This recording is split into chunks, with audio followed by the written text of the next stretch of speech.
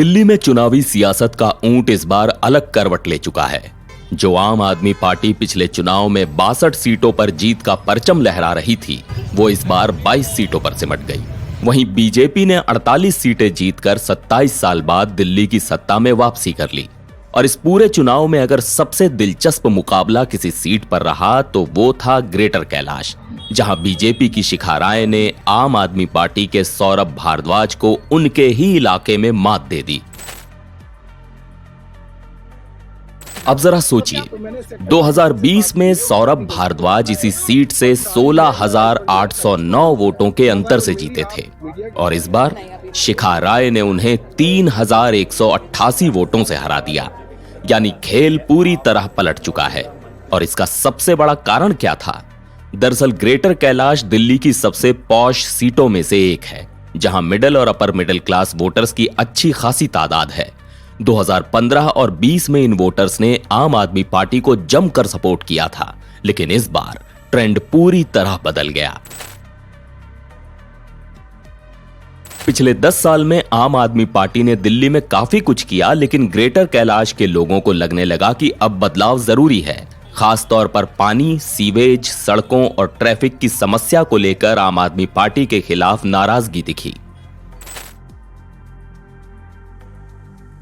शिखा राय ने पूरे चुनाव में आम आदमी पार्टी सरकार की कमजोरियों को उजागर किया।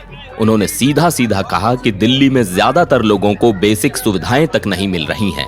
गर्मियों में पानी नहीं, बारिश में सड़कें डूबी हुई और सर्दियों में प्रदूषण का बवाल। ये सब मुद्दे उन्होंने खुलकर उठाए।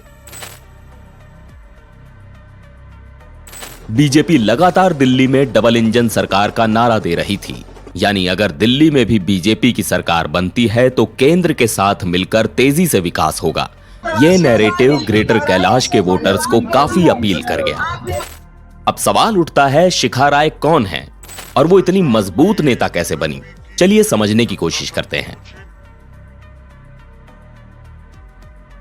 शिखा राय भारतीय जनता पार्टी की एक अनुभवी नेता हैं और ग्रेटर कैलाश क्षेत्र में काफी लोकप्रिय चेहरा मानी जाती हैं।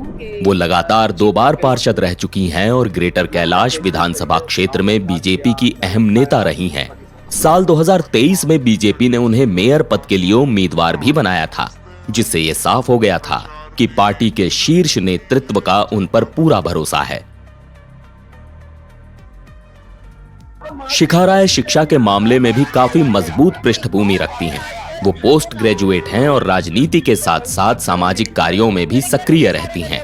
उनके पास 16 करोड़ से अधिक की संपत्ति है, जबकि उनकी देनदारियां 3 करोड़ रुपए के आसपास बताई जाती है।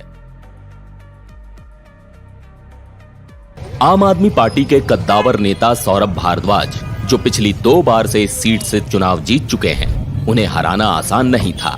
लेकिन शिखा राय ने बूथ स्तर पर अपनी मजबूत पकड़ बनाई और महिलाओं और स्थानीय व्यापारियों के मुद्दों को प्राथमिकता दी और एक मजबूत चुनावी अभियान चलाया। उन्होंने प्रचार के दौरान यह साफ किया कि ग्रेटर कैलाश की जनता आम आदमी पार्टी सरकार से नाराज है और इस बार बदलाव चाहती है। उनकी छवि एक तेज तर्रार और जमीन से जुड़ी हुई नेता की रही है, जो क्षेत्र के मुद्दों को अच्छे से समझती हैं।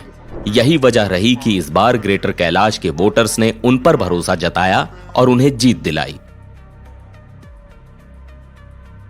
अब यह समझना जरूरी है कि सौरभ भारद्वाज की हार आम आदमी पार्टी के लिए सिर्फ एक सीट की हार नहीं है, बल्कि एक बड़े ट्रेंड का हिस्सा है। सौरभ भारद्वाज आम आदमी पार्टी के सबसे बड़े चेहरों में से एक हैं।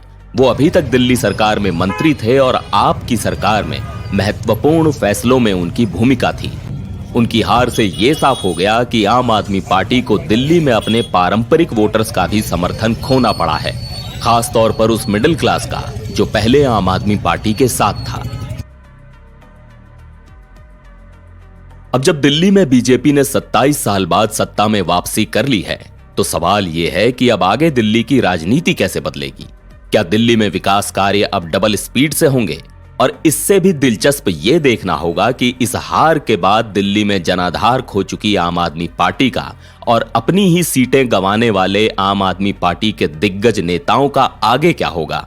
इन सारे सवालों का जवाब आने वाले दिनों में मिलेगा, लेकिन फिलहाल इतना तय है कि दिल्ली की राजनीति अब पूरी तरह बदल चुकी है और अब दिल्ली का सूरत हाल बदलने में बीजेपी के सामने नई चुनौतियां होंगी।